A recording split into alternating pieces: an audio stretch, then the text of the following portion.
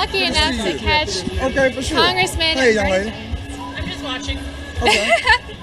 Okay, Right Side Broadcasting. This is Vernon Jones. You are a Democrat in Georgia, correct? I'm a lifelong Democrat here in the Georgia House of Representatives, and so I know I'm an oddball right now, but it's all good. Yeah. So I tell everybody about what happened with your story, and everybody is always shocked, and I'm surprised that more people don't know about it. Could you tell us more about what happened and your change?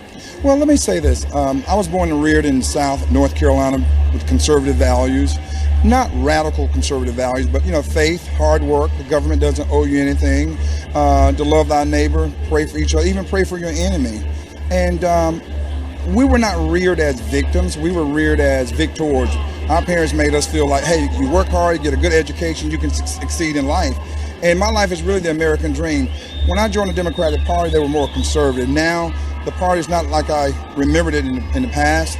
Now, they don't support police officers. I've had to run a police department.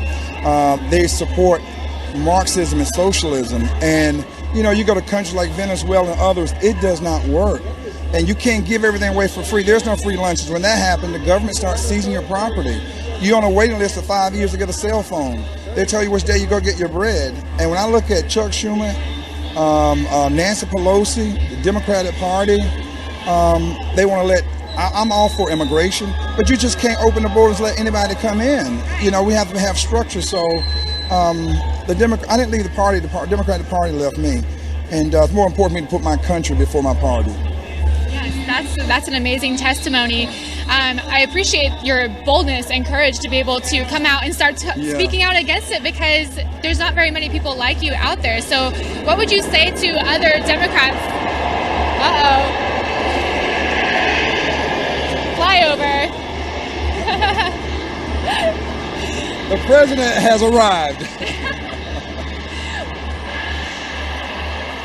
Air Force One, folks. We got Air Force One. They're going to roll around, and hopefully we see them come back around again. Yes. So what would you tell? But let me tell you, there are a lot of people feel like I feel. But here's another thing with the left. They are now, there needs to be a hate crime, because there are individuals on the left now, they're targeting people based on their political ideology and their party affiliation. That's eroding our First Amendment.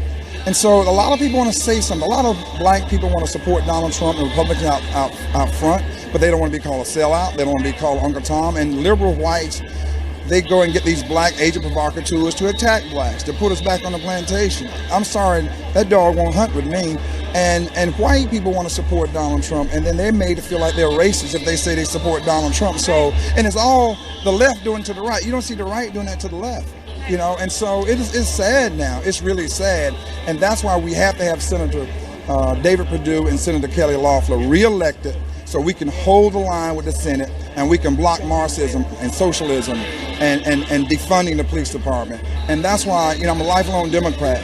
But again, I didn't leave my party left me. I'm just Vernon. I'm going to stand with my principles. I'm faith-based.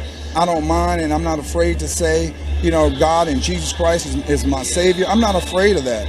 And now it's where the left, they even want to destroy symbols, whether it's of African Americans or supposedly the Confederacy, but even churches, they're burning churches now. And when I see the liberal media, when Donald Trump stands in front of a church that's burning, hold up a Bible, they're more interested in attacking him for holding the Bible than those who just burn the church. I mean, where are we going? We're at this place in America. I can feel it coming in the air at night. Oh, Lord. I'm sorry. Donald Trump is here. Victory is here. I can feel it coming in the air at night. Would you ever consider Live. Has there ever been a situation with somebody live in a news conference and talking about, I can feel it coming in the air at night? Phil Collins, love you. But anyhow. Yeah. Would you consider running for the governor of Georgia? Oh, no, let me tell you, I just want to make sure that I help Kelly Loeffler and David Perdue, our two senators, get reelected. What happens after that, we don't know. Atlanta. So. Oh, ATL. My family wants to vote for you for governor.